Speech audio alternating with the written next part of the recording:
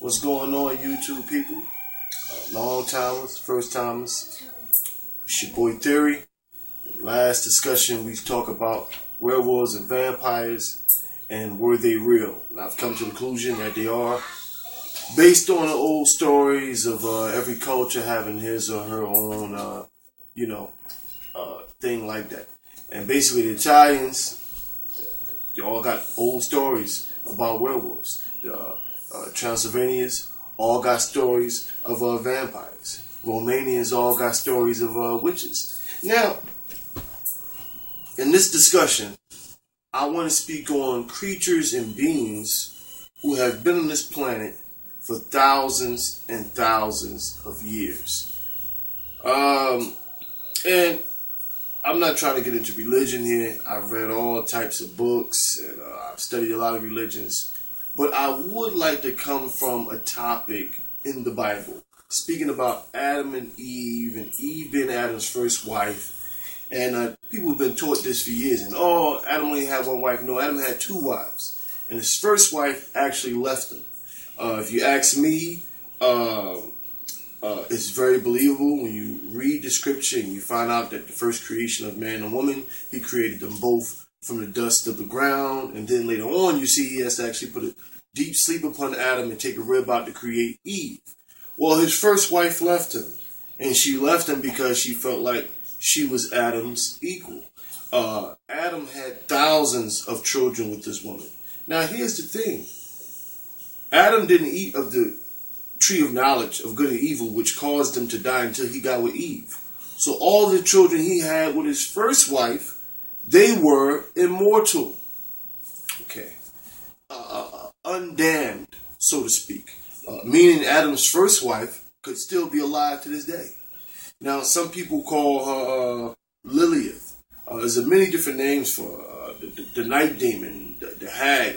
So many different names because this woman became corrupted. She spoke a name which was God that she should not have spoken, which even priests don't speak but 2 times a year, and they got to be so purified before they do it. And she said this name like it was nothing, and God basically changed her, transformed her, put a curse upon her, just like he did upon the serpent, and she was changed into a creature, still having a beautiful face and a woman's body, but she grew wings and feet of an eagle, and she flew away.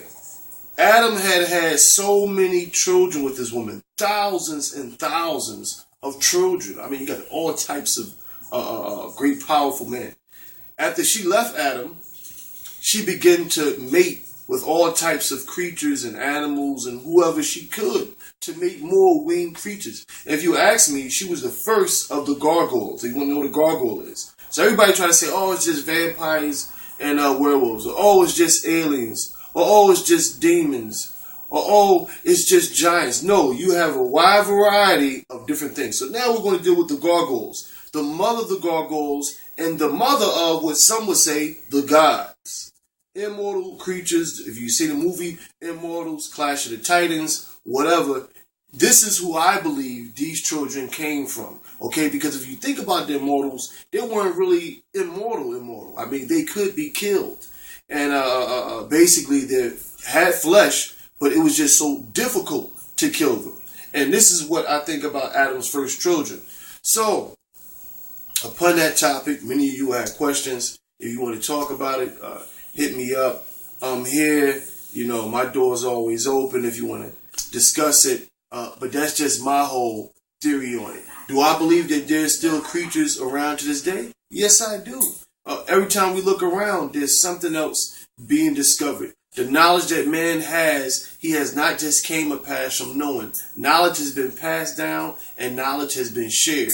And these creatures are having power. And like I spoke on before, the werewolves themselves are more, in the movies, they try to make them appear weak. When a werewolf is actually a creature who used to be a human being, who became a warlock, okay, studied witchcraft and got to the highest level of being able to transform into this creature. You think he lost his witchcraft powers? You think he can't levitate? You think he can't fly? You think he can't disappear, reappear? You think he can't bind you and keep you from moving? These things are real. These gargoyle creatures,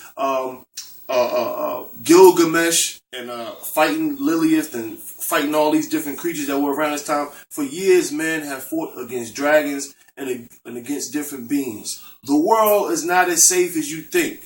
And there's many other topics I'm going to talk on, but I'm going to end that one there. And next episode, I'll get into deeper with the Immortals, Lilliath and Adam's children, and the Immortals. Thank you.